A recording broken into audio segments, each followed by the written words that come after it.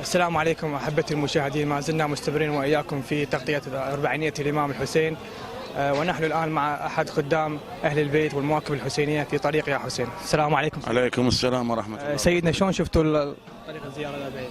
والله الطريق هالسنة أكثر إن شاء الله، الزوار كلش يعني هواية يجونا، فإحنا بدينا بالخدمة إن شاء الله من البداية يعني.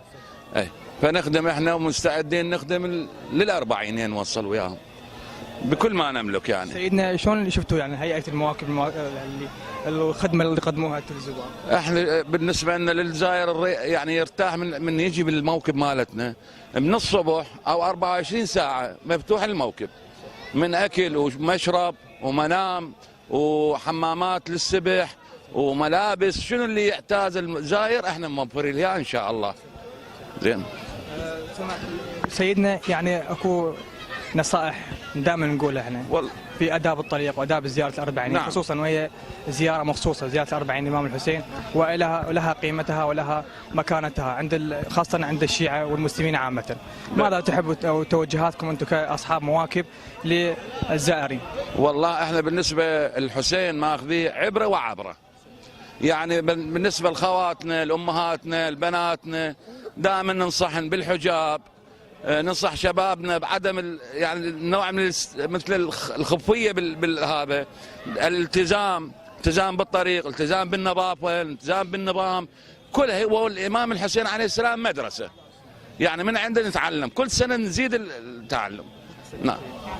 سيدنا، راينا في الجانب الايراني خصوصا من الزياره زوار ابي عبد الله الحسين من الجمهوريه الايرانيه، نلاحظ اعداد كبيره جدا.